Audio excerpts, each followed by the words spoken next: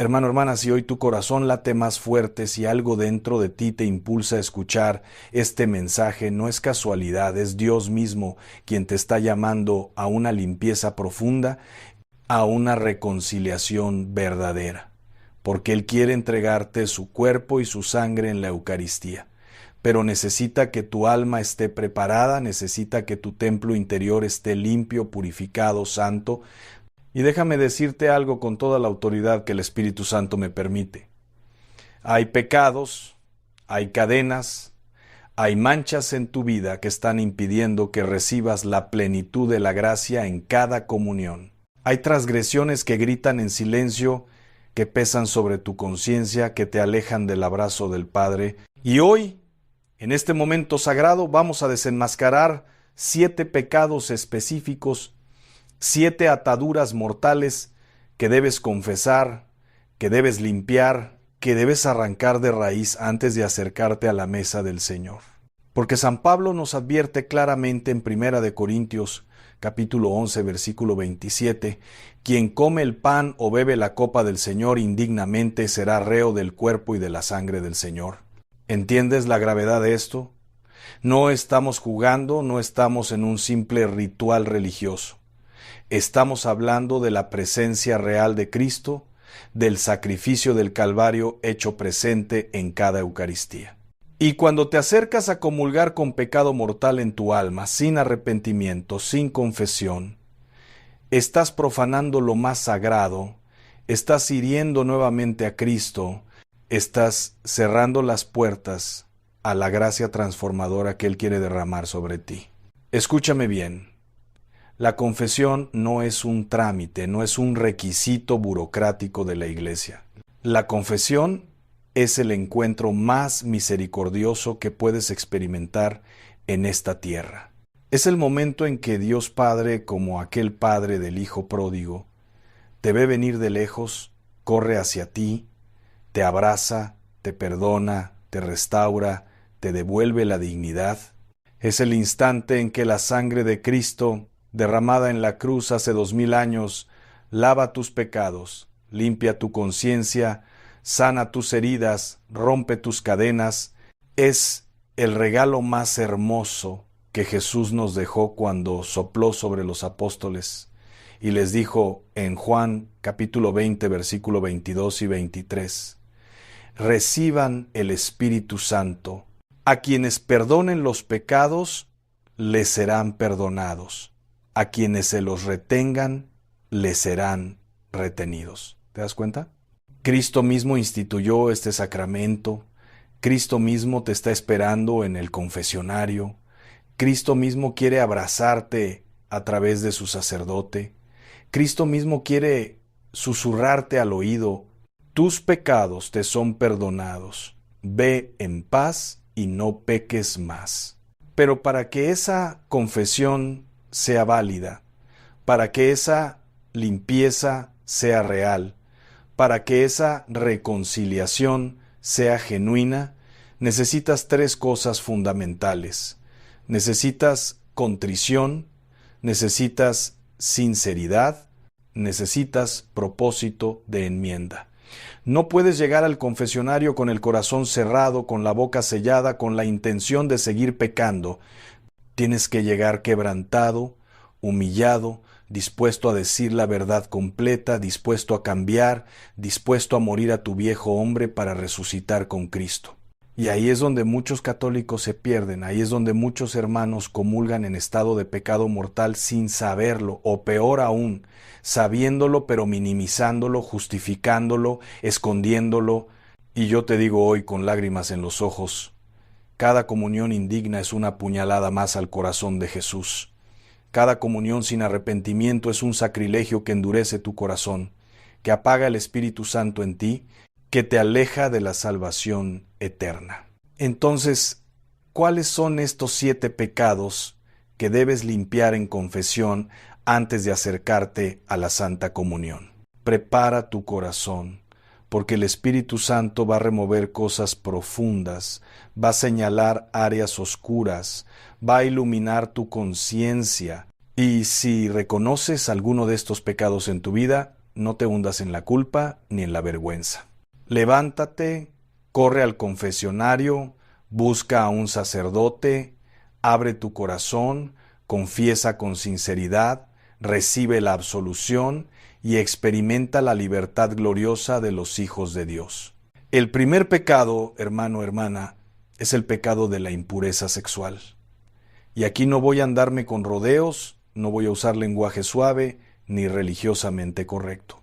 Voy a hablarte claro porque la palabra de Dios es clara, porque el catecismo es claro, porque la moral católica es clara. La fornicación, que es tener relaciones sexuales fuera del matrimonio, es pecado mortal. El adulterio, que es la infidelidad en el matrimonio, es pecado mortal. La masturbación, que es el uso desordenado de la sexualidad en soledad, es pecado mortal. La pornografía, que es la prostitución visual, que esclaviza tu mente y tu corazón, es pecado mortal. Las relaciones homosexuales, que contradicen el diseño original de Dios para la sexualidad humana, son pecado mortal. Y necesito que entiendas esto. No estoy condenándote, no estoy señalándote con el dedo, no estoy diciendo que eres peor que nadie. Estoy diciéndote lo que Dios dice en su palabra, lo que la Iglesia Católica enseña desde hace 2000 años, lo que tu propia conciencia te grita en lo profundo. San Pablo es durísimo en 1 Corintios capítulo 6, versículos 9 y 10. ¿No saben que los injustos no heredarán el reino de Dios? No se dejen engañar, ni los inmorales, ni los idólatras, ni los adúlteros, ni los afeminados, ni los homosexuales, ni los ladrones, ni los avaros, ni los borrachos, ni los maldicientes, ni los estafadores heredarán el reino de Dios. ¿Escuchaste eso? No heredarán el reino de Dios. No es que pierdan algunas bendiciones, no es que tengan menos gracia, es que pierden el cielo, es que pierden la vida eterna, es que se condenan por toda la eternidad. ¿Por qué es tan grave el pecado sexual? Porque tu cuerpo es templo del Espíritu Santo. Porque en la sexualidad está involucrada tu dignidad más profunda, tu capacidad de amar, tu vocación a la santidad. Porque cada acto sexual fuera del matrimonio es una mentira, es una profanación, es un robo de algo sagrado. Y déjame decirte algo que muchos sacerdotes no se atreven a decir. Si estás viviendo en unión libre, si estás durmiendo con tu novio o con tu novia, si estás teniendo relaciones antes del matrimonio, no puedes comulgar. Punto. No puedes recibir el cuerpo de Cristo mientras estás profanando tu propio cuerpo. No puedes acercarte a la pureza infinita de Jesús Eucaristía mientras estás revolcándote en la impureza. Tienes que elegir: o vives en santidad y recibes la comunión, o vives en pecado y te abstienes hasta que te confieses y cambies de vida. Y si estás casado por la Iglesia pero le eres infiel a tu esposo o a tu esposa, si estás destruyendo tu matrimonio con aventuras, con pornografía, con fantasías pecaminosas, tampoco puedes comulgar. Primero confiésate, primero pide perdón a tu cónyuge, primero restaura tu matrimonio, primero comprométete a la fidelidad absoluta, porque Dios no se burla, porque no puedes engañar al Espíritu Santo, porque no puedes jugar con lo sagrado. El segundo pecado que debes limpiar es el pecado del odio, del resentimiento, de la falta de perdón. Jesús es clarísimo en Mateo capítulo 6, versículos 14 y 15. Si perdonan a los hombres sus ofensas, también los perdonará a ustedes su Padre Celestial. Pero si no perdonan a los hombres, tampoco su Padre les perdonará sus ofensas. ¿Entiendes lo que esto significa? Que si no perdonas, no eres perdonado. Que si guardas rencor, Dios guarda tu pecado. Que si te aferras a la amargura, te aferras a la condenación. Y yo sé que perdonar es una de las cosas más difíciles en la vida cristiana. Yo sé que hay heridas profundas, traiciones dolorosas, abusos terribles, injusticias que gritan al cielo. Yo sé que hay personas que te hirieron tan profundo que la sola mención de su nombre te hace temblar de rabia. Pero déjame decirte algo que cambiará tu vida si lo recibes con fe. El perdón no es un sentimiento, es una decisión. No tienes que sentir ganas de perdonar, no tienes que sentir amor por quien te hirió.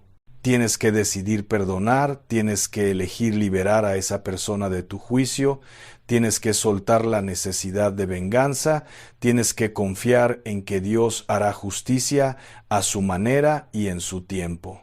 Y cuando te acercas a la comunión con odio en el corazón, con resentimiento hacia tu esposo, hacia tu hermano, hacia tu padre, hacia tu jefe, hacia quien sea, estás cometiendo un sacrilegio, porque la Eucaristía es el sacramento del amor, es la entrega total de Cristo por nosotros, es la reconciliación entre Dios y la humanidad. ¿Cómo vas a recibir el amor encarnado si tu corazón está lleno de odio? ¿Cómo vas a comulgar con el Príncipe de la Paz si estás en guerra con tu prójimo?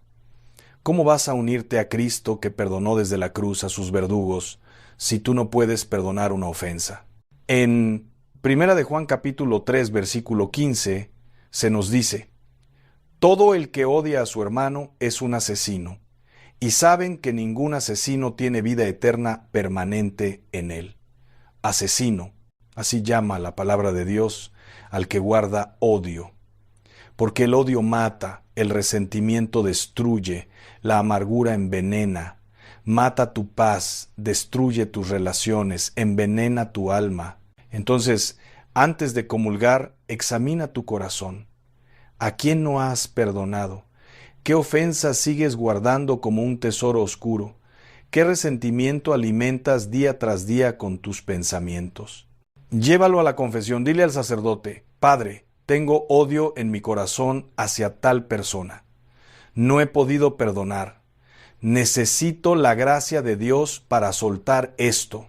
Y el sacerdote, actuando in persona Christi, te dará la absolución y te fortalecerá con la gracia sacramental para que puedas perdonar. No esperes a sentirte listo, no esperes a que la otra persona te pida perdón. Perdona ahora, perdona unilateralmente, perdona porque Cristo te perdonó primero cuando eras su enemigo. Y luego, solo entonces, acércate a comulgar con el corazón limpio, libre, lleno de la paz que sobrepasa todo entendimiento.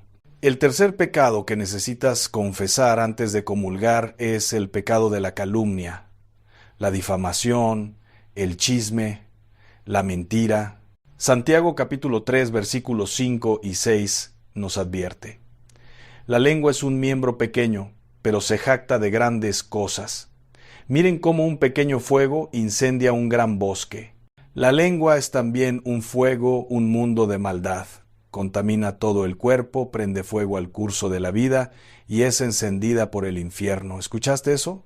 La lengua es encendida por el infierno. El chisme no es un pecadito inofensivo, no es una conversación inocente, no es simplemente compartir información. El chisme es un fuego infernal que destruye reputaciones, que rompe familias, que divide comunidades, que asesina el buen nombre de las personas. Y tantos católicos, tantos hermanos que van a misa todos los domingos, que rezan el rosario, que se acercan a comulgar, tienen la lengua suelta, el corazón lleno de veneno, la boca llena de juicios y críticas contra el prójimo. ¿Cuántas veces has hablado mal de alguien sin tener pruebas? ¿Cuántas veces has exagerado un defecto ajeno para sentirte mejor contigo mismo? ¿Cuántas veces has compartido secretos que te fueron confiados? ¿Cuántas veces has mentido para quedar bien, para evitar consecuencias, para manipular situaciones? ¿Cuántas veces has destruido el matrimonio de alguien con tus comentarios? ¿Has arruinado la carrera de alguien con tus acusaciones falsas? ¿Has envenenado a otros contra una persona inocente? Y luego vas y comulgas como si nada.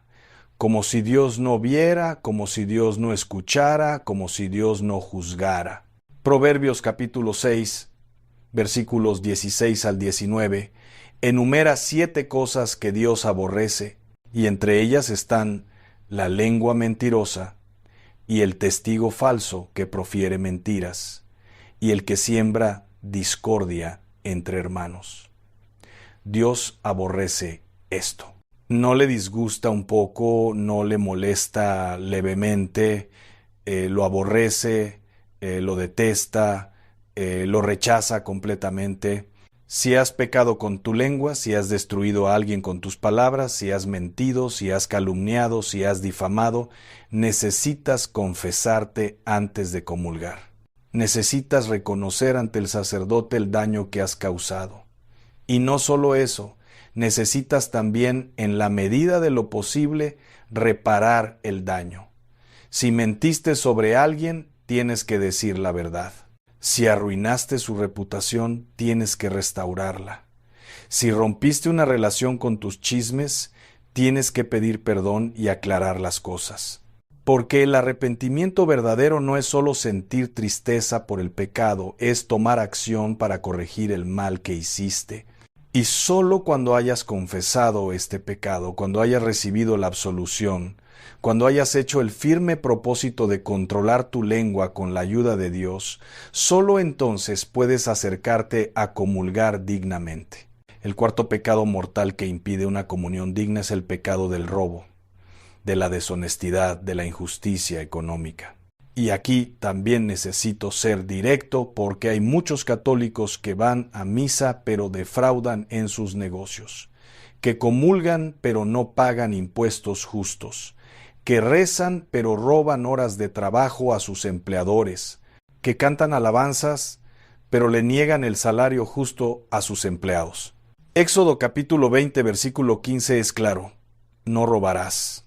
Y esto no se refiere solo a entrar a una casa y llevarte cosas. Se refiere a toda forma de apropiarte injustamente de lo que no te pertenece. Si encontraste dinero y no lo devolviste, es robo. Si te quedaste con el cambio de más que te dieron en la tienda, es robo. Si usas recursos de la empresa para beneficio personal sin permiso, es robo. Si no das el diezmo y la ofrenda que Dios te pide en Malaquías capítulo 3 versículos 8 al 10, es robo.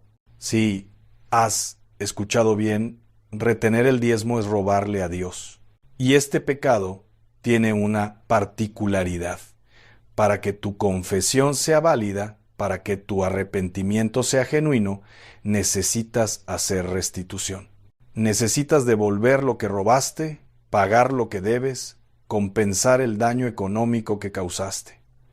Zaqueo entendió esto perfectamente. Cuando Jesús entró en su casa y su corazón fue transformado, Zaqueo inmediatamente declaró en Lucas capítulo 19, versículo 8, «Señor, voy a dar a los pobres la mitad de mis bienes, y si en algo defraudé a alguno, le devolveré 4 veces más». Esa es la conversión verdadera. No solo decir, «Ay, perdón, pequé», sino tomar acción concreta, devolver lo robado, pagar lo debido, restaurar la justicia. ¿Cómo vas a recibir el pan de vida cuando tienes en tu bolsillo dinero que no te pertenece? ¿Cómo vas a comulgar con el Dios de la justicia cuando estás viviendo de la injusticia? ¿Cómo vas a unirte a Cristo que se hizo pobre por nosotros cuando tú estás enriqueciéndote a costa del prójimo? Si has robado, si has sido deshonesto, si has defraudado a alguien, tienes que confesarte. Tienes que decirle al sacerdote exactamente qué hiciste, cuánto tomaste, a quién le hiciste daño, y tienes que comprometerte a hacer restitución. Tal vez no puedas devolver todo de inmediato, tal vez no sepas cómo contactar a la persona afectada, pero tienes que tener el propósito firme de reparar el daño en cuanto te sea posible.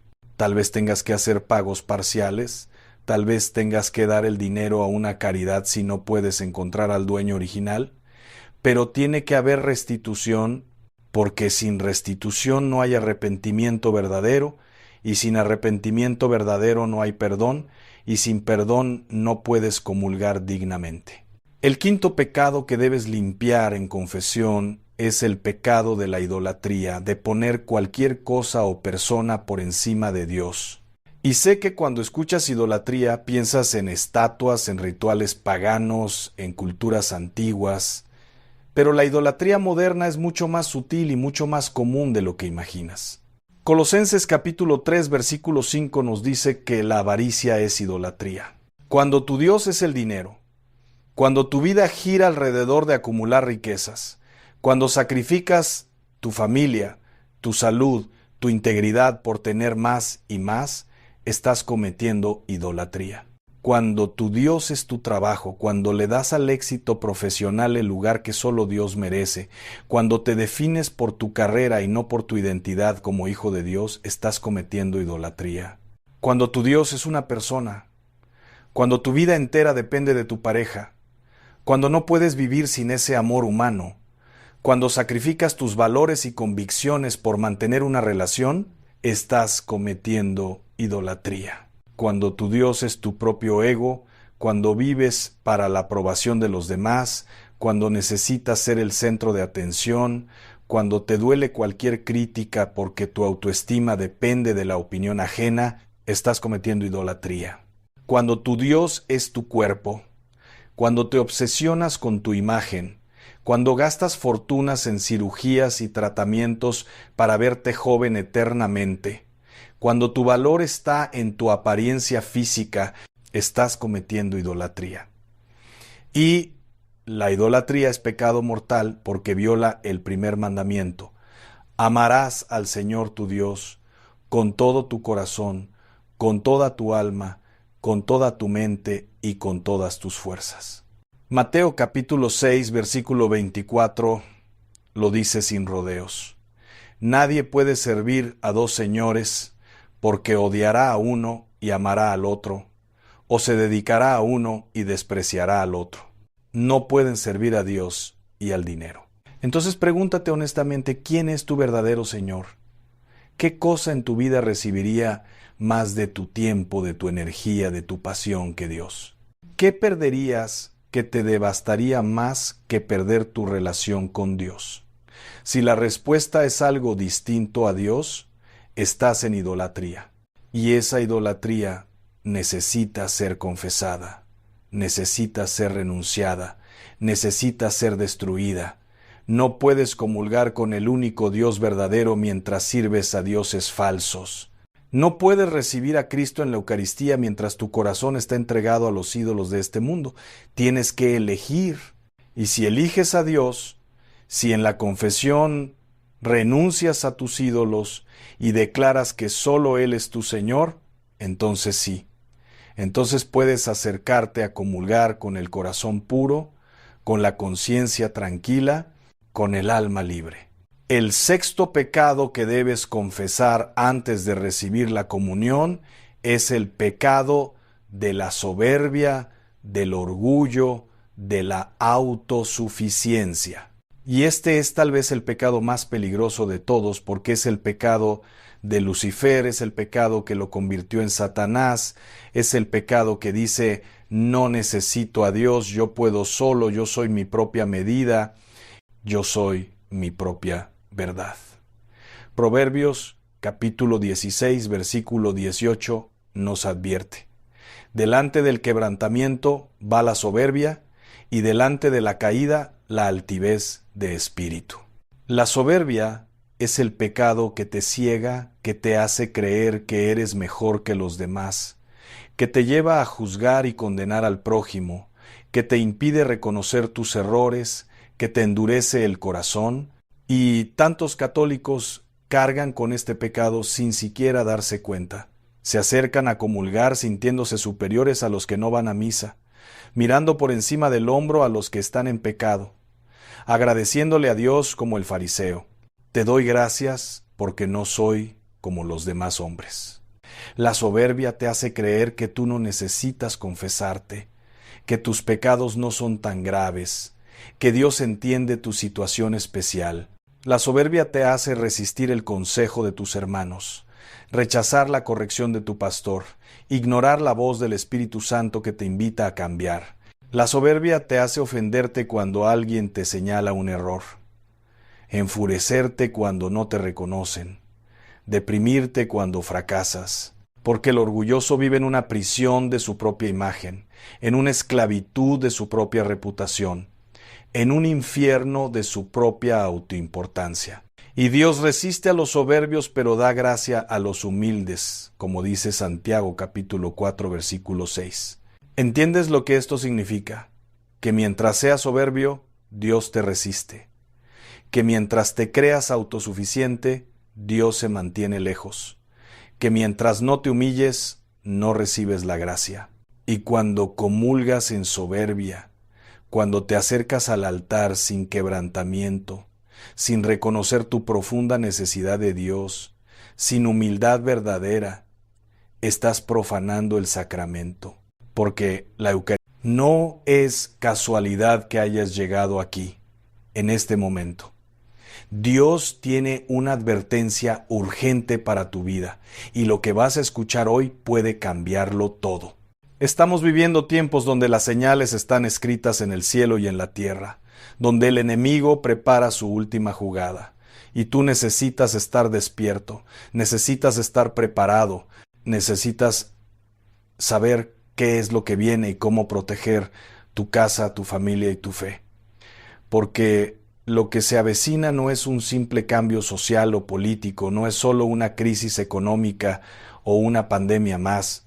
Lo que viene es una batalla espiritual de dimensiones que muchos no están viendo, pero que la palabra de Dios anunció desde hace siglos. Y hoy, en este momento sagrado, vamos a descubrir juntos qué es lo que el enemigo está preparando, cómo reconocer sus estrategias y sobre todo, cómo blindar tu vida con el poder del Altísimo para no caer en sus redes.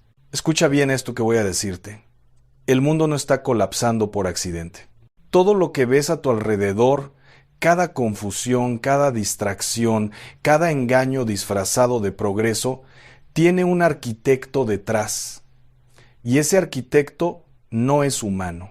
La Biblia nos dice en Efesios 6, 12, porque no tenemos lucha contra sangre y carne, sino contra principados, contra potestades, contra los gobernadores de las tinieblas de este siglo, contra huestes espirituales de maldad en las regiones celestes. ¿Te das cuenta? La batalla no es contra tu vecino, no es contra el sistema político, no es contra la economía. La batalla es espiritual.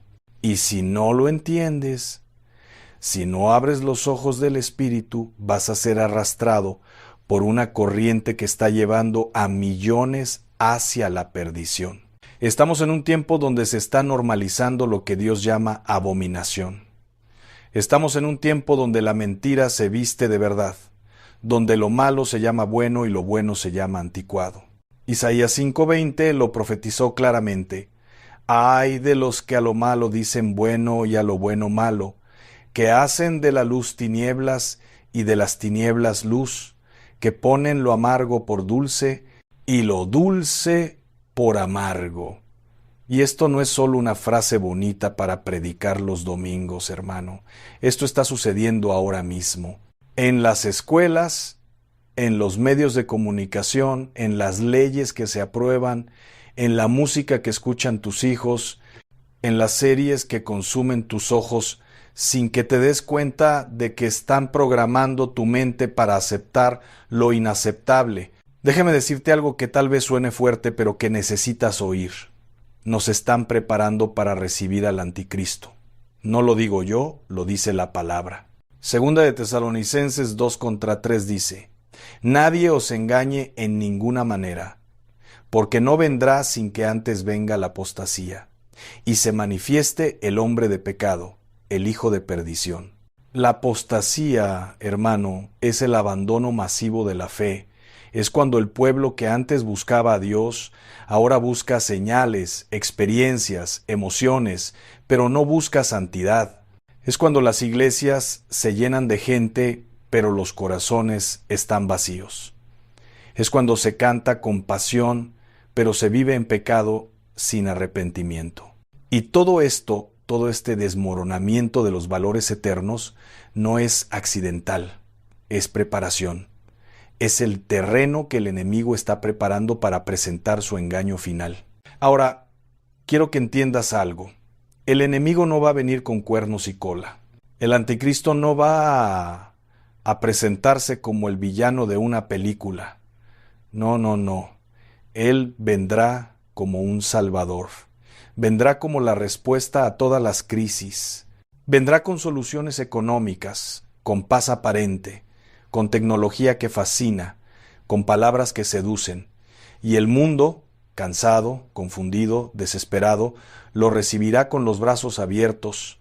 Apocalipsis 13 contra 3 hasta 4 nos dice: Y se maravilló toda la tierra en pos de la bestia, y adoraron al dragón que había dado autoridad a la bestia, y adoraron a la bestia, diciendo: ¿Quién como la bestia, y quién podrá luchar contra ella? ¿Ves?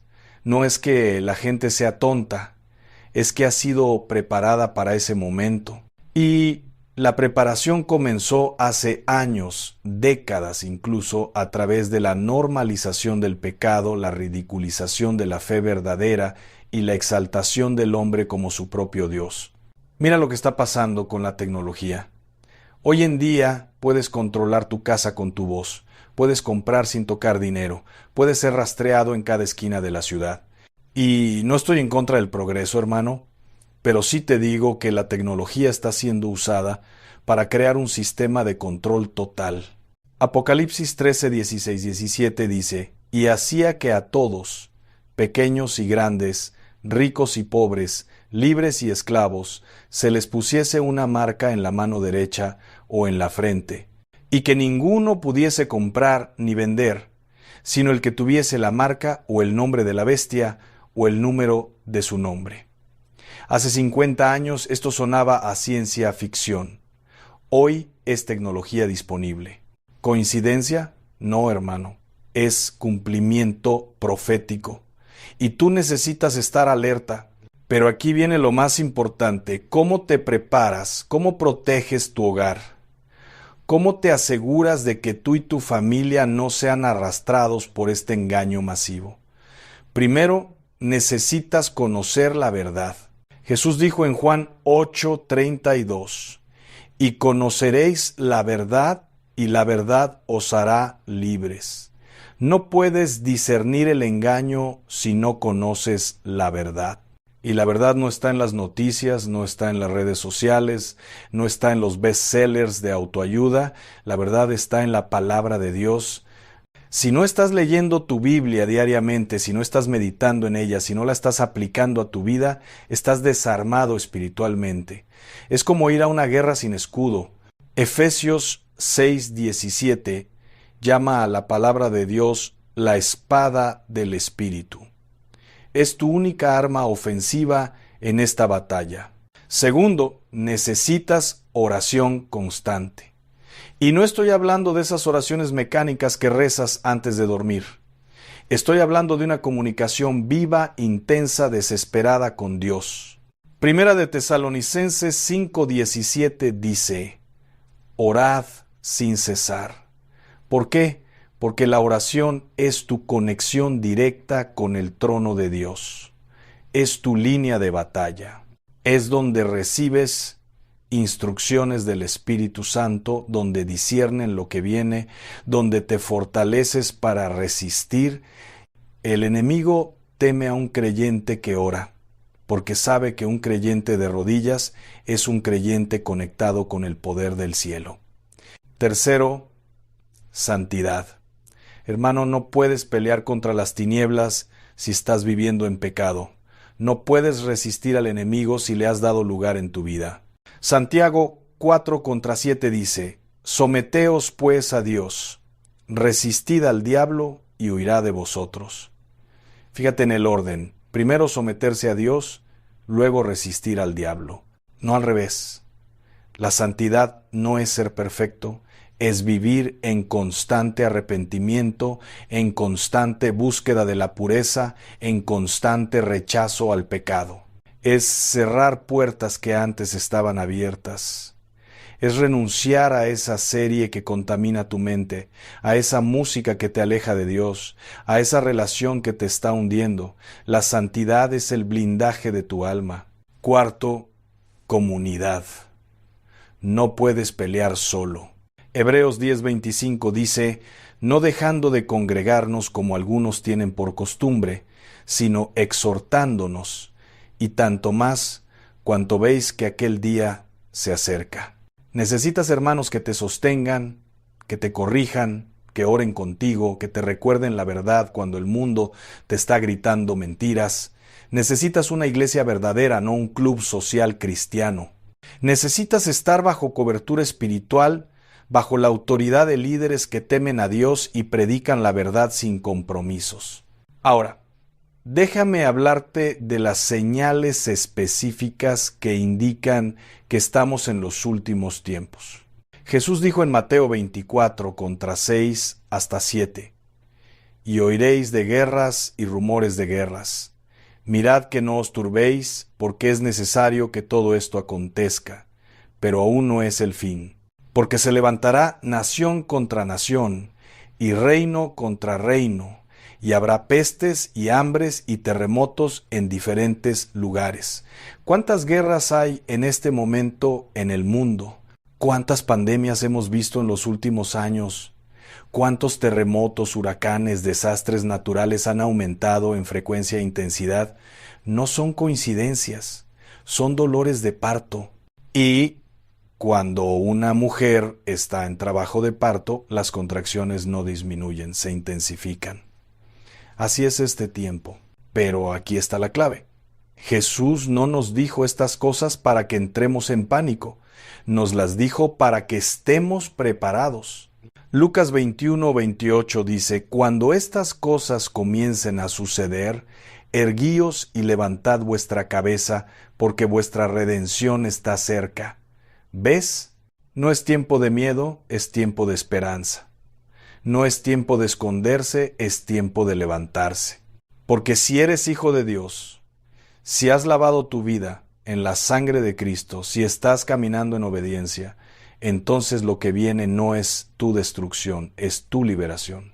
Ahora bien, el enemigo tiene varias estrategias específicas en este tiempo. Una de ellas es la distracción. Vivimos en la era de la sobrecarga de información. Todo el día tu mente está siendo bombardeada con noticias, videos, mensajes, notificaciones, y en medio de todo ese ruido la voz de Dios se pierde. El enemigo no necesita que seas malo, solo necesita que estés distraído. Necesita que estés tan ocupado, tan entretenido, tan absorto en lo superficial que no tengas tiempo para buscar a Dios. Primera de Pedro 5:8 dice, «Sed sobrios y velad, porque vuestro adversario el diablo, como león rugiente, anda alrededor buscando a quien devorar». ¿Estás velando? ¿O estás dormido espiritualmente mientras escroleas tu teléfono? Otra estrategia es la división. El enemigo sabe que un pueblo unido es peligroso para él. Por eso siembra división en las familias, en las iglesias, entre hermanos. Por eso hay tantos pleitos por cosas pequeñas, tanta ofensa por tonterías, tanto orgullo que no permite el perdón. Jesús dijo en Marcos 3:25, «Y si una casa está dividida contra sí misma, tal casa no puede permanecer». El enemigo no puede destruir una familia unida en Cristo, pero sí puede destruir una familia dividida por rencores, por falta de perdón, por orgullo. Revisa tu corazón. ¿Con quién estás peleado? ¿A quién no has perdonado? Esa grieta es una puerta abierta para el enemigo. También está usando el miedo. El miedo paraliza. El miedo te hace tomar decisiones equivocadas. El miedo te aleja de la fe. Pero 2 de Timoteo 1:7 dice, «Porque no nos ha dado Dios espíritu de cobardía, sino de poder, de amor y de dominio propio». Cada vez que eliges creer en el miedo más que en Dios, le estás dando tu poder al enemigo. Cada vez que dices no puedo, es imposible, estoy perdido, estás declarando derrota antes de pelear. Dios no te llamó a vivir en miedo, te llamó a vivir en fe. Y la fe no niega la realidad, pero sí cree que Dios es más grande que cualquier realidad. Quiero que entiendas algo crucial. Este mensaje no es para asustarte, es para despertarte. Es para que salgas de la comodidad espiritual, de la mediocridad cristiana, de esa vida donde vienes a la iglesia los domingos pero vives como el mundo el resto de la semana. Apocalipsis 3:16 dice: pero por cuanto eres tibio y no frío ni caliente, te vomitaré de mi boca. La tibieza es repugnante para Dios. O estás con Él completamente o no estás. No hay punto medio. Déjame darte un ejemplo práctico. Imagina que vives en una ciudad donde anuncian que viene un huracán categoría 5. Tienes dos opciones. Puedes ignorar la advertencia, seguir con tu vida normal y cuando llegue el huracán, ser destruido. O puedes prepararte, asegurar tu casa, reunir provisiones, proteger a tu familia. Lo mismo pasa en lo espiritual. Las señales están en todas partes. La palabra de Dios ha advertido, los profetas han hablado, el Espíritu Santo está susurrando a los corazones. ¿Qué vas a hacer? ¿Ignorar o prepararte?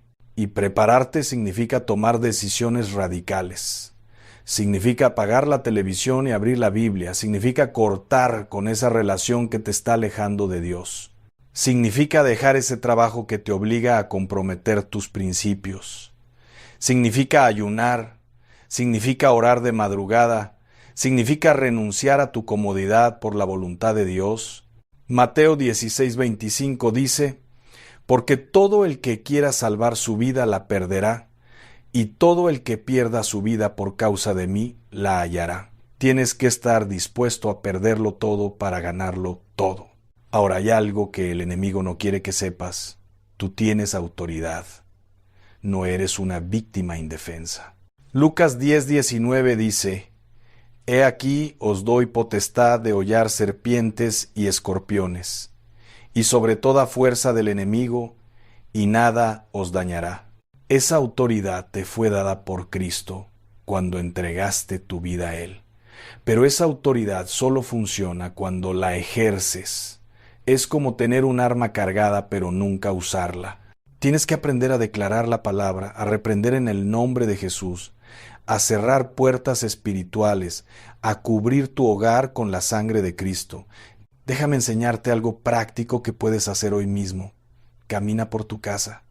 Literalmente, levántate y camina por cada habitación. Y mientras caminas, declara: esta casa es del Señor. Todo espíritu que no venga de Dios tiene que salir ahora en el nombre de Jesús. Yo cubro esta casa con la sangre de Cristo. Ninguna arma forjada contra esta familia prosperará. Suena simple, pero tiene poder.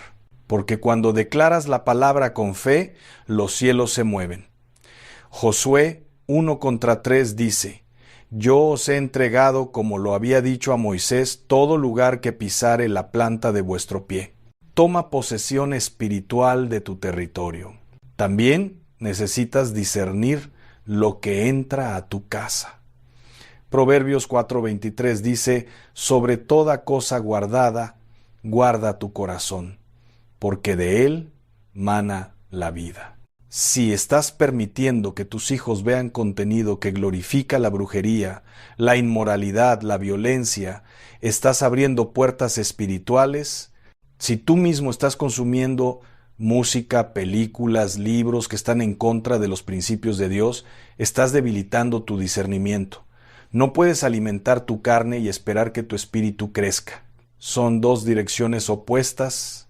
Y aquí viene una verdad incómoda. Muchas iglesias se han vuelto parte del problema. Hay líderes que predican prosperidad sin santidad, que prometen bendiciones sin arrepentimiento, que llenan estadios pero no hacen discípulos. Segunda de Timoteo 4:3-4 dice: porque vendrá tiempo cuando no sufrirán la sana doctrina, sino que teniendo comezón de oír, se amontonarán maestros conforme a sus propias concupiscencias, y apartarán de la verdad el oído, y se volverán a las fábulas. Ese tiempo es ahora. Y tú necesitas estar en una iglesia donde se predica la verdad completa, no la verdad conveniente. Pero aun si tu iglesia falla, aun si tu pastor se compromete, aun si los líderes se desvían, tú tienes una responsabilidad personal. Filipenses 2:12 dice, ocupaos en vuestra salvación con temor y temblor. No puedes depender de nadie más para tu relación con Dios. Ni tu pastor, ni tus padres, ni tu esposa es tu alma, es tu eternidad, es tu responsabilidad. Déjame hablarte también del papel del Espíritu Santo en este tiempo. Jesús dijo en Juan 16:13, pero cuando venga el Espíritu de verdad, Él os guiará a toda la verdad. Sin el Espíritu Santo estás ciego. Puedes leer la Biblia y no entender. Puedes orar y no escuchar. Puedes ir a la iglesia y salir vacío. Pero cuando el Espíritu Santo te guía, todo cambia. Él te revela el engaño, te advierte del peligro, te muestra el camino. Por eso el enemigo odia al Espíritu Santo. Por eso muchas iglesias ya no hablan de Él o lo reducen a una experiencia emocional. Pero Él es una persona, es la tercera persona de la Trinidad y necesita su guía desesperadamente en este tiempo. ¿Cómo cultivar esa relación con el Espíritu Santo? Primero, pídele que te llene cada día. Efesios 5:18 dice, sed llenos del Espíritu. No es un evento de una sola vez, es una llenura continua. Segundo, obedece lo que Él te dice. Muchas veces escuchamos la voz del Espíritu, pero la ignoramos porque nos incomoda. Eso apaga al Espíritu. Primera de Tesalonicenses 5:19 dice, no apaguéis al Espíritu. Tercero, cultiva el silencio. El Espíritu no grita. Primera de Reyes 19:12 dice que Dios estaba en el silbo apacible y delicado. En medio del ruido del mundo tienes que aprender a escuchar el susurro de Dios. Ahora, quiero que pienses en tu familia. ¿Están preparados? ¿Tus hijos conocen la palabra? ¿Tu esposa está firme en la fe?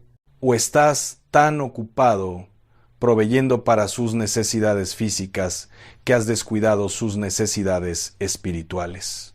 Deuteronomio 6:6 hasta 7 dice, y estas palabras que yo te mando hoy estarán sobre tu corazón, y las repetirás a tus hijos, y hablarás de ellas, estando en tu casa, y andando por el camino, y al acostarte, y cuando te levantes.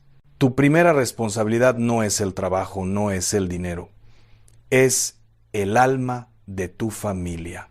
Y si estás soltero o soltera, esto también te aplica. Necesitas ser ese pilar espiritual que influye en tu entorno. Necesitas ser luz en medio de la oscuridad. Mateo 5:14 dice, vosotros sois la luz del mundo. Una ciudad asentada sobre un monte no se puede esconder. No puedes esconderte. No puedes ser un cristiano secreto. En este tiempo, o brillas o te apagas. No hay punto medio. Quiero también hablarte de la importancia de la integridad. En un mundo donde todo es relativo, donde cada quien tiene su verdad, tú necesitas ser una persona de palabra, que tú sí sea sí y tú no sea no. Que cuando digas que oras por alguien, realmente ores. Que cuando prometas algo lo cumplas, porque la integridad es el fundamento de tu testimonio. Proverbios 10:9 dice, el que camina en integridad anda confiado, mas el que pervierte sus caminos será quebrantado. El mundo está buscando autenticidad. Quieren ver cristianos reales, no religiosos falsos. Y déjame decirte algo más. Este mensaje no es solo información, es transformación. No basta con que asientas con la cabeza, con que digas, qué bonito mensaje. Necesitas actuar. Santiago 1:22 dice, pero sed hacedores de la palabra y no tan solamente oidores, engañándoos a vosotros mismos. Cuando termines de escuchar esto, algo tiene que cambiar en tu vida. Tiene que haber un antes y un después. Porque Dios no te dio este mensaje para que lo archives en tu memoria. Te lo dio para que lo apliques en tu vida. Entonces, ¿qué vas a hacer? ¿Vas a seguir viviendo como si nada? ¿Vas a esperar a que sea demasiado tarde? ¿O vas a tomar la decisión hoy de ser diferente, de prepararte, de blindar tu vida espiritualmente el tiempo se acaba. Las señales están en todas partes, y aunque no sabemos el día ni la hora del regreso de Cristo, sí sabemos que está cerca. Mateo 24:42 dice: Velad pues, porque no sabéis a qué hora ha de venir vuestro Señor. Ahora quiero hablarte de algo que muchos cristianos están pasando por alto: el ayuno. Hermano, hermana, el ayuno no es una práctica anticuada. Es un arma poderosa que el enemigo no quiere que uses. Cuando ayunas, estás declarando que Dios es más importante que tu necesidad física. Estás crucificando tu carne para fortalecer tu espíritu. Jesús mismo dijo en Mateo 17:21: Pero este género no sale sino con oración y ayuno.